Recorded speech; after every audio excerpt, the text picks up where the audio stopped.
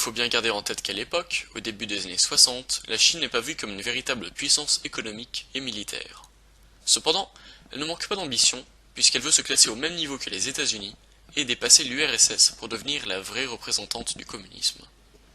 Pour s'imposer sur la scène internationale, elle se dote d'abord de l'arme atomique en 1964. À titre de comparaison, les États-Unis l'ont dès 1945, l'URSS dès 1949, le Royaume-Uni en 1952 et la France en 1960. Pour se faire reconnaître par les institutions internationales, la Chine commence à se déshostiliser.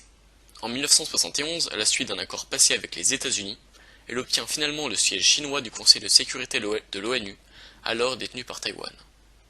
Elle joue également du soft power, elle a donc de l'influence sans pour autant passer par la guerre, puisque plusieurs pays à travers le monde se retrouvent avec des régimes maoïstes à leur tête, comme la Tanzanie ou le Cambodge en 1975. L'Occident également connaît de nombreux mouvements maoïstes, notamment chez les étudiants principalement en France, en Allemagne et en Italie. Ces idées véhiculent à travers un livre faisant l'apologie du modèle maoïste, il s'agit du Petit Livre Rouge. En 1976, alors que le communisme chinois croît en puissance, Mao meurt.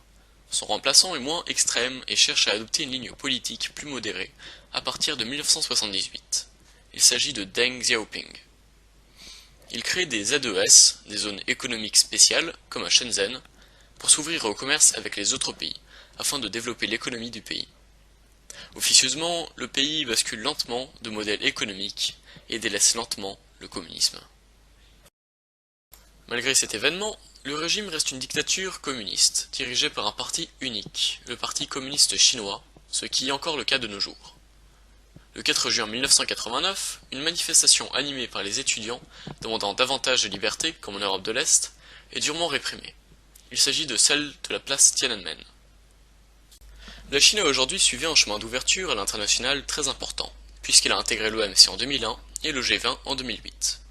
Elle est également le premier PIB mondial depuis 2014, dépassant les États-Unis. La Chine s'est donc affirmée sur la scène internationale depuis 1949. Elle a su utiliser de façon pragmatique le contexte international pour devenir une puissance incontournable dans un monde de plus en plus multipolaire.